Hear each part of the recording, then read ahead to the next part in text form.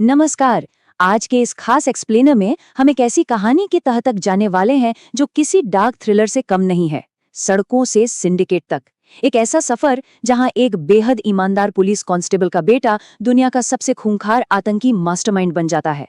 बिल्कुल सिनेमैटिक है ना। चलिए सीधे शुरू करते हैं। तो चलिए सबसे पहले 1984 की मुंबई की उन खौफनाक गलियों में चलते हैं। जरा इस बात पे गौर कीजिए। मुंबई सेशन कोर्ट के पब्लिक प्रोसिक्यूटर ने भरे कोर्ट में क्या कहा था? ये आदमी कोई आम मुजरिम नहीं है, इसकी जगह सिर्फ और सिर्फ काल कोठरी है। सोचिए, ये शब्द उस दौर के हैं जब मुंबई की सड़कों पर खौफ का राज था और सिस्टम अंदर तक खोखला हो चुका था। रोंगटे खड़े कर देने वाला मंजर था वो। पहला भाग, बगावती बेटा और सड़कों पर बहता खून। अब इस पूरी कहानी में जो सबसे दिलचस्प बात है वो है इसकी शुरुआत की अजीब विडंबना।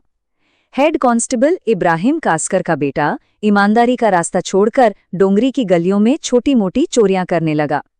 70 के दशक के आखिर तक ये करीम लाला के स्मगलिंग गैंग में शामिल हो गया था। पर गेम तब पलटा जब 2 लाख रुपए की फिरौती में धोखा हुआ। पठान गैंग के भाइयों आलमजेब और अमीरजादा ने इसे बीच सड़क पर बेरहमी से पिटवाया। और जानते हैं, खून से लथपथ उस मार ने ही एक खूंखार सिंडिकेट की नींव रखी जिसे आज हम डी कंपनी के नाम से जानते हैं। 1981 की एक सर्द शांत रात, दादर का एक सूना पेट्रोल पंप और फिर अचानक सन्नाटे को चीरती हुई अंधाधुंध गोलियों की आवाज। गोलियों से छलनी हुई एक फिएट कार। ये सिर्फ एक मर्डर नहीं था, पठान गैंग ने बड़े भाई साबिर को मार डाला था।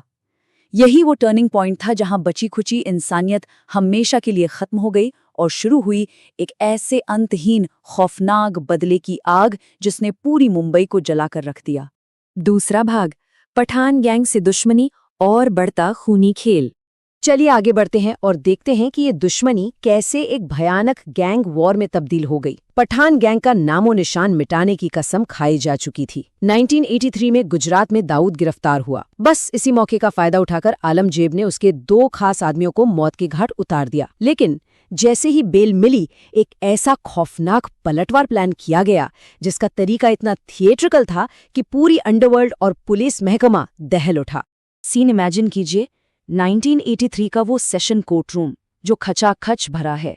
चारों तरफ भारी पुलिस बल, जज साहब अपनी कुर्सी पर मौजूद हैं। तभी डेविड परदेसी नाम का एक दुबला पतला कॉलेज जाने की उम्र का लड़का वहां पहुंचता है। बिना किसी डर या शिकन के वो सीधे कटघरे के पास जाता है और कहता है, दाऊद भाई ने अपना आखिरी सलाम भेजा है। और पलक झपकते ही अमीरजादा के सीने में पॉइंट ब्लैंक रेंज से धनाधन गोलियां उतार देता है। इस दुस्साहसिक कत्ल ने पुलिस सुरक्षा की लिटरली धज्जियां उड़ा दी थी। क्या खौफनाक हिम्मत थी ये। तीसरा भाग, ग्लोबल क्राइम सिंडिकेट और कानून से फरारी। और ये जो तस्वीर अब उभर कर आती है वो सच में हैरान करने वाली है। इतनी बड़ी वारदातों के बाद 1985 में सुप्रीम कोर्ट का अरेस्ट वारंट आने से पहले ही मास्टरमाइंड दुबई भाग निकला। वहां से 2 बिल्कुल अलग आपराधिक मॉडल्स का टकराव शुरू हुआ। एक तरफ दुबई का वो हाईटेक ढांचा था जो किसी मल्टीनेशनल कॉरपोरेशन की तरह काम कर रहा था। बॉलीवुड कनेक्शंस, राजनेताओं से साठगांठ और ग्लोबल हिटमैन। और ठीक इसके उलट मुंबई की सड़कों पर था अरुण गवली का गैंग, जो दगड़ी चौड़ के एक अभेद्य किले और AK-47 की मिलिट्री ट्रेनिंग रेंजों के साथ जमीनी स्तर की खूनी जंग लड़ रहा था। देखिए, अंडरवर्ल्ड में धोखे का जाल बहुत गहरा और उलझा हुआ होता है। हुआ ये कि पुलिस लॉकअप में बाबू रेशम की हत्या करवाकर दाऊद ने अपने ही साथी रमा नायक को धोखा दिया। जैसे ही रमा को सच्चाई पता चली, उसने बगावत कर दी, लेकिन वो एक पुलिस इनकाउंटर में मारा गया। इसके तुरंत बाद अरुण गवली ने कमान संभाली और फिर शुरू हुआ सड़कों पर खुलेआम खून खराबा। दोनों गैंग्स ने एक दूसरे के टॉप मैनेजर्स को निशाना बनाना शुरू कर दिया। ये वो दौर था जब हर दिन गोलियों की गूंज से शहर कांप उठता था। चौथा भाग, मुंबई का खूनी युद्ध और जे अस्पताल का वो भयानक हमला। 1992 में गवली गैंग ने जीजा इस्माइल पारकर की हत्या कर दी। ये एक बहुत बड़ा व्यक्तिगत वार था और इसका जवाब जे अस्पताल में दिया गया। इसका मंजर किसी हॉलीवुड एक्शन फिल्म से भी 10 गुना ज्यादा खौफनाक था। अस्पताल के लाल सायरन और गहरी परछाइयों के बीच 2 शूटर हाथों में AK-47 लेकर सीधे भारी सुरक्षा वाले वार्ड में घुस गए। 400 से ज्यादा गोलियां चलीं, इमेजिन कीजिए, मरीज और डॉक्टर अपनी जान बचाने के लिए पलंगों के नीचे छिप रहे हैं। इस भयानक और बर्बर हमले में शैलेश हल्दनकर और 2 पुलिस वाले मारे गए। ये महज एक हमला नहीं, एक खुला ऐलान था। 5वां भाग, साल 1993 और अंडरवर्ल्ड का वो खौफनाक आतंकी मोड़। यहां से कहानी एक बहुत ही स्याह दिशा में मुड़ जाती है। तो यहाँ सबसे अहम पॉइंट ये है, 1992 के दंगों के बाद एक गहरी दरार पैदा हो चुकी थी, जिसका पूरा फायदा पाकिस्तान की खुफिया एजेंसी ISI ने उठाया। एक बेहद नापाक गठजोड़ बना। ISI ने ग्लोबल सुरक्षा का लालच दिया और बदले में सिंडिकेट ने देश के अंदर अपने स्मगलिंग रूट्स खोल दिए।